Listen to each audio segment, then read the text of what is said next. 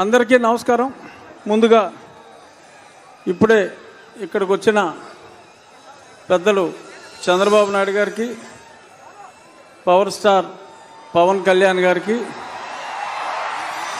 తెలుగుదేశం రాష్ట్ర అధ్యక్షులు అచ్చెన్నాయుడు గారు, నా ప్రియ మిత్రులు నందమూరి బాలకృష్ణ గారికి, ఇంకా నాదెండ్ల మనోహర్ గారు, ఇంకా వేదికను అలంకరించిన ఎందరో మిత్రులు, స్నేహితులు, సన్నిహితులు అందరికీ కూడా నా హృదయపూర్వక నమస్కారాలు. అందరికన్నా ముఖ్యంగా ఈ సభకు ఇక్కడ విచ్చేసిన తెలుగుదేశం పార్టీ కార్యకర్తలు, జనసేన పార్టీ కార్యకర్తలకి నా శుభాభినందనలు. చాలామందికి డౌటు, అసలు వీడు ఎందుకు వచ్చాడు ఇక్కడికి? తెలుగుదేశంలో లేడు, జనసేనలో లేడు, ఇంకా ఏ పార్టీలో చేరలా, మొన్న దరిద్ర పార్టీని వదిలేశాడు. ఇక్కడికి ఎందుకు వచ్చాడు అంటే, నేను ఇంకా ఏ పార్టీలో ఇంకా చేరనప్పటికీ ఇక్కడ జరుగుతున్నది ఒక సైకాసురుణ్ణి దింపటం కోసం, ప్రజాస్వామ్యాన్ని పరిరక్షించడం కోసం ఇద్దరు గొప్ప నాయకులు తమ ఇగోలన్నీ పక్కన పెట్టి ఒక స్టేజ్ మీదకి వచ్చి ఆ దుర్మార్గుణ్ణి అంతం చేయడానికి, ప్రజాస్వామ్యాన్ని రక్షించడానికి వచ్చారు. ఒక ప్రజాస్వామ్య రక్షకులు ఒక స్టేజ్ మీద ఉన్నప్పుడు వారికి అభినందనలు తెలియజేయడానికి, పైగా ఇది నా నియోజకవర్గం కాబట్టి అందుకని నేను ఇంకా ఏ పార్టీలో చేరకపోయినా ఇక్కడ ఉన్నా. ఇప్పుడు కృష్ణార్జునులాగా చంద్రబాబు నాయుడు గారు, పవన్ కళ్యాణ్ గారు ఆల్రెడీ కలిశారు. నేను 2 సంవత్సరాలుగా చెప్తున్నా, అందరూ కాదన్నా, ఎంతోమంది అది ఎలా కుదురుతుందన్నా కూడా ఖచ్చితంగా ఒక దుర్మార్గుని అంతం చేయాలంటే బ్రహ్మ విష్ణు మహేశ్వరులే కలిశారు, వీళ్ళు కలవాలి అన్నా. వీరిద్దరూ ఇప్పుడు కలిశారు. అతి త్వరలో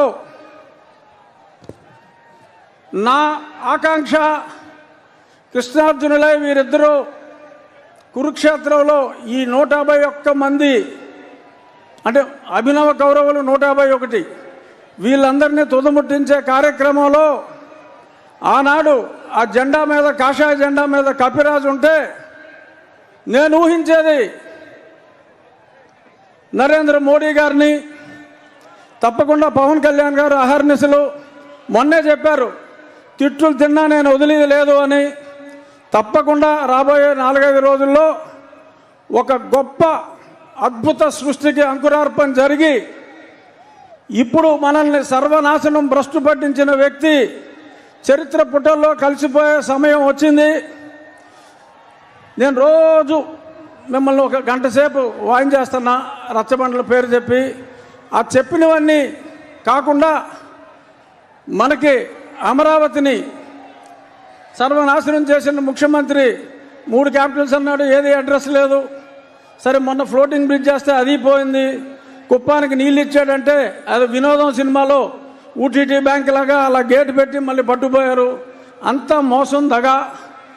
రాజధాని లేని ఈ రాష్ట్రానికి ఈ ముఖ్యమంత్రి తీసుకొచ్చిన ఒక ఘనత ఏంటంటే, ఆంధ్రప్రదేశ్ని ఒక క్యాపిటల్ చేశాడు. దేనికిరా అంటే డ్రగ్ క్యాపిటల్ ఆఫ్ ఇండియా చేశాడు. ఎక్కడ ట్రక్కు దొరికినా అది ఆంధ్రప్రదేశ్ నుంచే బయలుదేరుతుంది. డ్రగ్స్ దొరికితే మరి ఇక్కడ కాకినాడ పోర్టుకు వచ్చి ఎవరో ఆషికి ట్రేడింగ్ అని దానికి ట్రేసెస్ అన్నీ కూడా మనం చూసాం. డ్రగ్ ఆంధ్రప్రదేశ్ని రాజధానిగా చేశారు తప్ప ఈయన చేసిన అభివృద్ధి ఏమాత్రం లేదు. మహిళలు తాలిబొట్లు తెగిపోతున్నాయి, పటాపటా పటాపటా. ఆ చెత్త మందు తాగి 60 రూపాయల మందు 200 రూపాయలు ఇచ్చినట్టే ఇచ్చి మీ జేబులు గుల్ల చేస్తున్నాడు. చెప్పుకుంటే శతకోటి.